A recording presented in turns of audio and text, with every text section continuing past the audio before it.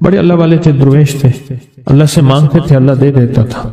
تو مجھے ان کے ایک شاگرد نے بتایا، اردو بازار لاہور میں ہوتے تھے، کہنے لگے کہ میں ایک دفعہ گیا تو مجھ سے فرمانے لگے کہ میرے سارے کے سارے طالب علم استاد جمع ہو کے آ گئے کہ ہمارے جو ہے وہ ہمارے راشن نہیں، کھانا پینا کچھ نہیں، تنخواہیں نہیں ملی، سب چیز ختم ہو چکی ہے، تو اب ہمیں اجازت دے دیں، آپ کے پاس تو ہے نہیں۔ اچھا فرمایا مجھے چند دن دے دو، جتنا اور دن صبر کر لیا، چند دن مجھے دے دو۔ تو فرمایا پھر بیٹھ گئے مصلی، اور جو سورۃ فاتحہ پڑھی نا جب آتے تھے نا، ایاک نعبد و ایاک نستعین، اس کو جو وجدانی کیفیت کے ساتھ دل کی گہرائیوں اندر کے درد کے ساتھ پکارتے تھے، اتنا درد، اتنا غم، اتنا درد، اتنا غم جو پکارتے تھے کہ ایسے محسوس ہوتا تھا کہ زمین ساری کی ساری ہل رہی اور ہر طرف ایک نظام چل رہا ہے۔ اور جب پھر اس سورت کو پورا کرتے تھے، پھر سورۃ فاتحہ پڑھتے تھے، اور جب پہنچتے تھے ایاک نعبد و ایاک نستعین، پھر ایسی جو ہے اس کو دہراتے تھے۔ پر بات یہ ہے وہ دعا پڑھتے نہیں تھے، مانگتے تھے۔ ایک ہے دعاؤں کا پڑھنا، ایک ہے دعاؤں کا مانگنا۔ وہ دعا پڑھتے نہیں تھے، مانگتے تھے، اور اللہ مانگنے والے کو دیتا بھی ہے، اللہ مانگنے والے کو عطا بھی کرتا ہے، اور اللہ کی رحمت مانگنے والے کے ساتھ سدا رہتی ہے، ہمیشہ رہتی ہے۔ وہ دعا پڑھتے نہیں تھے، مانگتے تھے۔ بس کہا کہ ایسے مانگے، ایسا مانگا، ایسا مانگا کہ اللہ پاک کو ترس آیا۔ چند ہی دنوں میں فرمایا اللہ نے دکھایا کہ یہ دیگ ہے سونے کی بھری ہوئی ہے، اور میں نے آپ کے حوالے کر دی، اور تھوڑا سی ایسی جگہ ہٹائی تو وہ دیگ نکل آئی۔ تو فرمایا پھر مٹھیاں سونے کی بھر بھر کے دیتے تھے، اور کہتے تھے اس کو حسب ضرورت خرچ کرنا، خیال کرنا، کہیں فضول خرچی نہ کرنا، اسراف نہ کرنا، اللہ کے خزانے ہیں اور برکت والے ہیں، کہیں اللہ ناراض ہو کے چھین نہ لے، کہیں اللہ ناراض ہو کے چھین نہ لے۔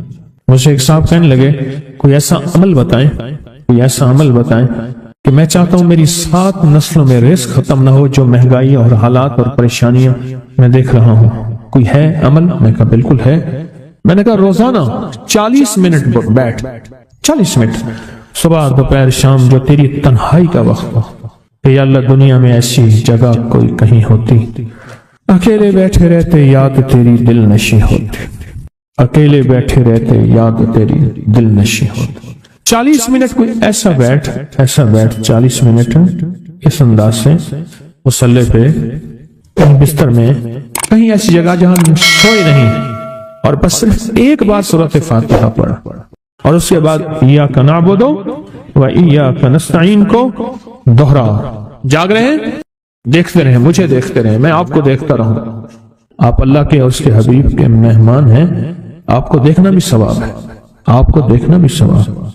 تو میں نے اس سے عرض کیا کہ بس اس کو وجدان سے پڑھو، ایسے پڑھ کے رونگٹے کھڑے ہو جائیں، آنسو بہنے لگ جائیں، دل کے اندر کا درد اور دل کا اندر کا غم اور اللہ کے سامنے حاضری، استحضار، اور یہ کیفیتیں تیری ہوں کہ بس اس کے علاوہ کوئی مجھے یاد نہ رہے۔ اس درد سے پڑھو 40 منٹ۔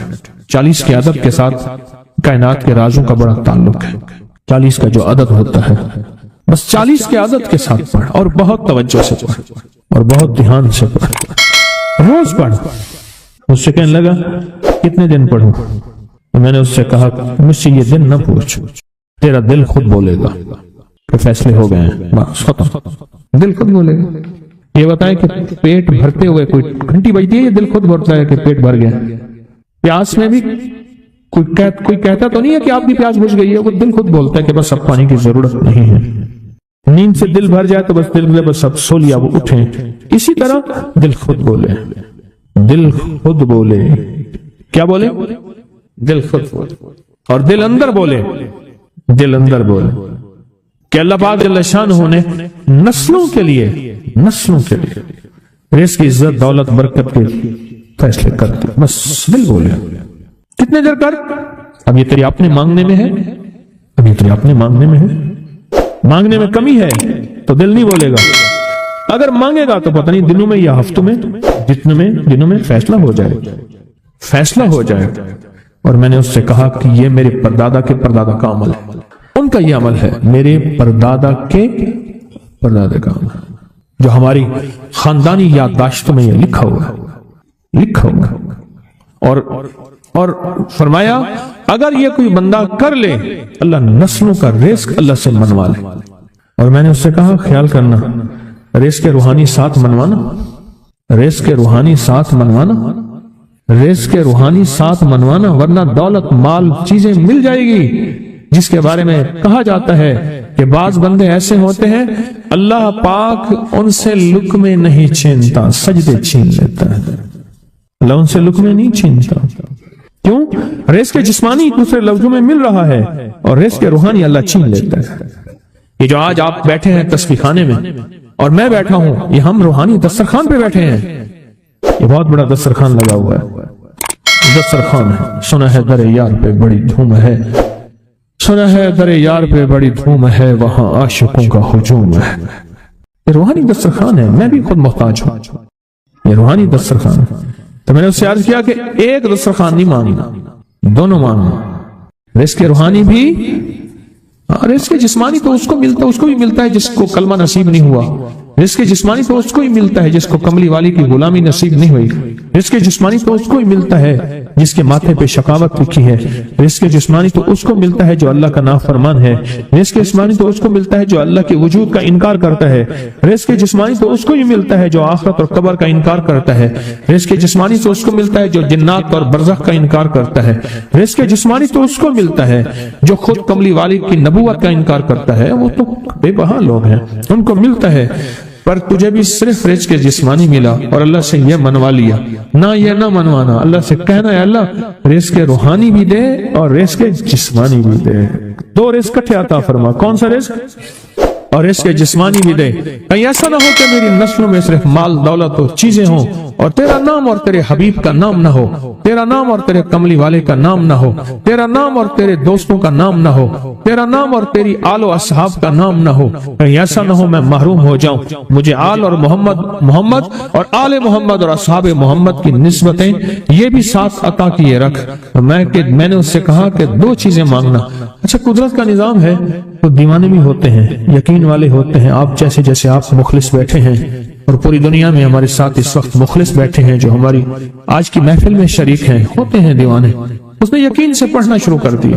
مجھ سے کہنے لگا ایک وقت ایک جگہ ہو بہت بہتر. میں نے اس سے کہا، میں نے کہا پھر بھی اگر ایک وقت ایک جگہ میسر نہ بھی ہو تو اگر عمل کسی وقت چوک جائے، عمل کی جگہ چوک جائے، عمل کا وقت چوک جائے، مجبوری میں نہ ہو تو بہتر ہے، پر توجہ نہ چوکے، دھیان نہ جائے، استحضار نہ جائے، یقین نہ جائے اور سچا یقین ہو کہ میرا اللہ خود کہتا ہے یہ مانگنا بھی تو اسی نے دیا ہے نا، اسی نے مانگنا دیا ہے. جب اس کریم نے مانگنا ہی خود دیا ہے تو عطا بھی خود کرے گا.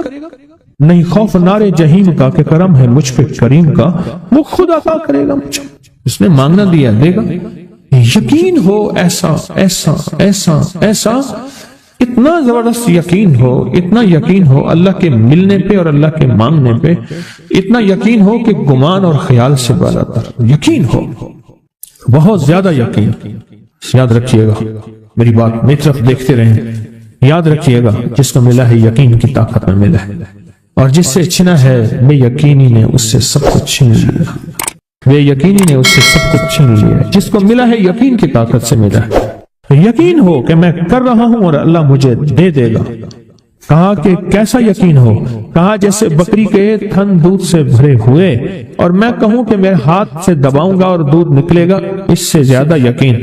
اور کہا کس سے زیادہ یقین؟ کہا کہ ایک بڑا نوٹ ہو اور بڑا نوٹ کے اندر جو ہے ایک آنے کی چیز آنی ہے، تو میں کہوں گا اس سے تو اس کی نوٹ کے اندر تو ہزاروں آنے ہیں اور میں ایک آنے کی چیز، ایک ٹکے کی چیز لوں گا اور میرا کام بن جائے گا. اس سے زیادہ یقین ہو. اور اس سے کہیں زیادہ یقین ہو کہ سخت پیاس ہے اور میں پانی کو دیکھوں اور پانی کو دیکھتے ہی مجھے یقین ہو کہ اس سخت پیاس میں میرا پیاس بجھ جائے گی، پیٹ بھر جائے گا. اس سے کہیں زیادہ یقین ہو. میں پھر بھی یقین کو نہیں سمجھا سکا، علم بھی محدود ہے، الفاظ بھی میرے پاس محدود ہیں. اس سے کہیں زیادہ یقین ہو، اس سے کہیں زیادہ یقین اور بہت زیادہ یقین. اتنا یقین. کیا خیال ہے؟ آپ چاہیں گے اپنی نسلوں کے لیے بخت، رزق، نصیب اور مقدر منوا لیں؟ کیا خیال؟ وہ بڑا کریم ہے. میں نے ابھی نہیں بتایا کہ قرآن کا واقعہ سنا ہے. حضرت موسیٰ اور خضر علیہ السلام کا قرآن کا واقعہ سنایا کہ ان کی 7 نسلوں کا جو ابا تھا نا، وہ 7 نسلوں میں پہلے والا ابا، دادے کے دادے کے دادے کا دادا، وہ نیک تھا، وہ دعائیں مانگتا تھا، وہ اللہ کے ساتھ تعلق میں تھا، اس کا تقوی تھا، وہ اس کی نیکی کا اثر، اس کی نیکی کا اثر، اس کی نیکی کا اثر نسلوں میں منتقل ہوا، نسلوں میں منتقل ہوا۔ پڑھ لیں، مانگ لیں، اللہ سے کر دیں کہ اللہ میرے لیے اور میری نسلوں کے لیے رزق روحانی اور رزق جسمانی کے فیصلے کر دیں، رزق روحانی اور رزق جسمانی کے فیصلے کر دیں۔ شاہ عبد الرحیم تھے شاہ ولی اللہ رحمۃ اللہ علیہ کے والد محترم، انہوں نے شاہ ولی اللہ سے کہا بیٹا میں تجھے روحانی مشقیں کرا رہا ہوں، ایک مشق ایک بھی کر لے، اپنے لیے اور اپنی نسلوں کے لیے اللہ سے رزق منوا لے، اللہ سے رزق منوا لے۔ تو پوچھا کہ حضرت میں رزق کیسے منواؤں؟ وہ میں کہ کچھ وقت ایسا نکالا کر، ایسا وقت نکالا کر 2 گھڑی اور 3 گھڑی کا، ایک ساتھ 2 گھڑی اور 3 گھڑی، ایک ساتھ تقریباً 21 منٹ کی ہوتی ہے، تقریباً 21 منٹ کی، 2 ساتیں مل جائیں تو 40 منٹ بنتے ہیں، تو ایک ساتھ 2 ساتھ 3 ساتھ کی گھڑی میں کہ بیٹھ کے نا سورۃ فاتحہ اور اس میں ایاک نعبد و ایاک نستعین کا تکرار اور استحضار کیا کر، اور ایسا کیا کر تیری آنسوں بہیں، تیرا دل روئے، تیری آنکھیں روئیں، تیرے رونگٹے کھڑے ہوں اور رواں رواں، اور اس کے اندر سے تیرا پل پل، تیرا من، تیرا جذبہ، تیری سوچیں بولیں، کیا بولے؟ ایاک نعبد و ایاک نستعین۔ ایک میلہ تھا اللہ کے نیک بندوں کا، تو اس میں 70 اولیاء جمع ہوئے، 70 اولیاء جمع ہوئے۔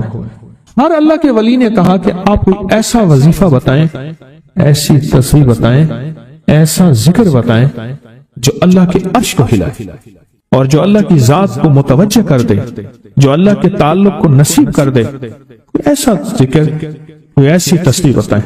فرمایا سب نے بتایا کہ سورۃ فاتحہ ہے، اور اب سب سے پوچھا سورۃ فاتحہ میں کوئی ایسا جز بتائیں جو سورۃ فاتحہ کا دل ہو۔ سورۃ یاسین قرآن کا دل، لیکن سورۃ یاسین کا دل سلام قولا من رب الرحیم۔ ہر سورت کے اندر اللہ پاک نے کچھ نعمتیں، کچھ نقطے رکھے ہیں، تو فرمایا سورۃ فاتحہ کا دل۔ تو میلے میں جتنے بھی اولیاء 70 بیٹھے تھے، سب نے کہا کہ اگر سورۃ فاتحہ کا دل پانا ہے تو وہ صرف کیا ہے؟ ایاک نعبد و ایاک نستعین۔ اس کا مفہوم عام سادہ سے یہ ہے کہ مولا غلامی تیری، در کسی اور کا۔ جب غلام تیرے ہیں، منگتے تیرے ہیں، بھکاری تیرے ہیں، محتاج تیرے ہیں، پھر در بھی تیرا ہے، پھر در بھی تیرا ہے، اور کسی کا در مولا نہیں ہے، پھر در بھی تیرا ہے۔ تیرے در کے ہم محتاج، تیرے بر کے ہم غلام ہیں۔ تو میں نے اس سے کہا کہ یہ وظیفہ کر، سارا دن پڑھی ایاک نعبد، اور کام بھی کرتا رہے، وضو بے وضو چلتا بھی رہے، یہ پڑھتا بھی رہے، پڑھتا بھی رہے، پڑھتا بھی رہے، چند دن چند ہفتے یہ عمل کر، اور رات سوتے ہوئے سورۃ فاتحہ پوری کر 40ویں، اور پھر درود پاک پڑھتے پڑھتے سو جا۔ 70 اولیاء نے فرمایا کہ جو بندہ یہ وظیفہ پڑھے گا اللہ کا عرش ہل جاتا ہے، اور فرشتوں میں کوہرام مچ جاتا ہے، اور فرشتوں میں اللہ کی بارگاہ میں فریادیں ہوتی ہیں کہ یا اللہ یہ بندہ ہے اور اس نے یہ عمل کیا ہے، یہ وظیفہ کیا ہے، اور ابھی تک اس کی دعا قبول نہیں ہوئی، یہ مانگا ہے ابھی تک دعا قبول نہیں ہوئی۔ فرشتوں میں یہ کوہرام مچ جاتا ہے۔ ایک اللہ کے دوست تھے، سوتے سوتے ایک دم اٹھ بیٹھے، اٹھنے کے بعد وجدانی کیفیت کے ساتھ ہے یہ وظیفہ پڑھنے لگے۔ تو کسی نے پوچھا کہ حضرت کیا ہوا؟ فرمایا میں نے دیکھا کہ اللہ کے عرش کے نیچے جنتی ہیں اور وہ ٹہل رہے ہیں، اور سب کی زبان پہ یہی وظیفہ ہے، ایاک نعبد و ایاک نستعین، سب کی زبان پہ یہی وظیفہ ہے اور سب یہی پڑھ رہے ہیں۔ میری ایک درخواست ہے سورۃ اخلاص 2 تسبیح زندگی کا معمول بنا لیں، اس کو تو کبھی نہ چھوڑیں۔ کیا خیال ہے؟ 2 تسبیح زندگی کا معمول بنا لیں، اس کو کبھی نہ چھوڑیں۔ اس کا فائدہ کیا ہوگا؟ اس کے انوکھا فائدہ ہوگا۔ اللہ پاک نا نور کی برکت سے، اعمال کی برکت سے नस्लों में नूर और खैर अता फरमाते हैं, फिर नस्लों में वह नूर चलता है, नस्लों में वह बरकतें चलती हैं, बाजों का दूसरी नस्ल में, बाजों का तीसरी नस्ल में, और बाजों का उसी नस्ल में। अर्ज कर रहा था कि अपनी जिंदगी में इस नूर की रोशनी को साथ लेकर चले। दो तस्बीह सूरत इखलास की तो जिंदगी में न छोड़े। सफर में जा रहे हैं, हजर में जा रहे हैं, सही जा रहे हैं, पैदल चलते पढ़ लें, गाड़ी चलाते पढ़ लें, गाड़ी में बैठे पढ़ लें, कहीं दफ्तर में बैठ के पढ़ लें, मजबूरन वुजू नहीं तो भी पढ़ लें, पर छोड़े नहीं। क्यों? आपकी जिंदगी में इसका नूर नस्लों में मुंतकिल होगा, और इसका नूर नस्लों में जाएगा, और नस्लों में रिस्क, दौलत, इज्जत के अल्लाह दरवाजे खोल के दिखाएगा। ऐसा नूर मिलेगा आप सोच नहीं सकते, ऐसा नूर मिलेगा। कौन सा मुसलमान है जो कहता है मुझे सूरत कुल हुवल्लाह, सूरत इखलास नहीं आती? हर बंदे को आती है। अगर कोई कमजोर इल्म रखने वाला है तो थोड़ी सी मेहनत करे, याद करे, तो उसको याद हो सकता है, उसको याद हो सकता है। एक मैं आपको अजीब बात बताऊं, शेख अबुल हसन शाज़ली रहमतुल्लाह अलैह, शाज़ली सिलसिला, कि जब तो अल्लाह से खालिस मोहब्बत करना चाहता है और चाहता है कि अल्लाह उसके हबीब की खालिस मोहब्बत तेरे दिल में उतर जाए, अल्लाह उसके हबीब की खालिस मोहब्बत तेरे दिल में उतर जाए, और क़यामत के दिन जब ऐलान हो वमताजुल यौम अय्युहल मुजरिमून, मुजरिम इलादा हो जाएं, हमारे दोस्त इलादा हो जाएं, वली इलादा हो जाएं, बदकार इलादा हो जाएं, तो उस वक्त तू अल्लाह के दोस्तों की लिस्ट में हो तो एक अमल कर ले। फरमाते हैं वो अमल है कि सूरत इखलास को अपने दिल की दुनिया में जगा दे। अल्लाह हू अकबर। शेख अबुल हसन शाज़ली रहमतुल्लाह अलैह फरमाते हैं, और फरमाया जो सूरत इखलास पढ़ेगा वो हालत ईमान से दुनिया से रुखसत होगा, हालत ईमान दुनिया में से रुखसत होगा, और ईमान की आखिरी कैफियत में रुखसत होगा। और एक अल्लाह के वली ने अपना मुशाहदा बयान किया, मेरे पास लोग आए रिस्क की तंगी में मुब्तला थे, मेरे पास लोग आए बदहाल हो चुके थे, मेरे पास ऐसे लोग आए जिनकी तनख्वाहें बचती नहीं थी, मेरे पास ऐसे लोग आए जिनके घर में झगड़े नाचाकियां थी, और मेरे पास ऐसे लोग आए जिनकी जिंदगियां तंग थी, और जो नेकी करना चाहते थे कर नहीं सकते थे, खैर में आना चाहते थे आ नहीं सकते थे, और बुराइयां उनका रास्ता छोटी नहीं थी, और नेकी के दरवाजे बंद थे। कहा मैंने उनसे कहा कि दो तस्बीह सूरत कुल हुवल्लाह की पढ़ लो। जब से उन्होंने पढ़ना शुरू किया सूरत कुल हुवल्लाह उनका जामिन बन गया, और सूरत इखलास उनका सहारा बन गई, और सूरत इखलास उनका साथी बन गई, और सूरत इखलास उनका मुहाफिज बन गई, और सूरत इखलास उनका मुआविन बन गई, और सूरत इखलास उनको जिंदगी में लेकर चलने वाली रोशनी बन गई, और उनसे सारे अंधेरे छूट गए, और सारी जुल्मतें छूट गई, और खैरें और बरकतें उनकी चौखटों, उनके दरों को मालामाल कर दी। अल्लाह के वली अपना मुशाहदा, अपना तजर्बा बताते हैं कि जिसने 200 दफा सूरत इखलास पढ़ी, अल्लाह पाक उसको हमेशा खैरों से नवाजेंगे और बरकतों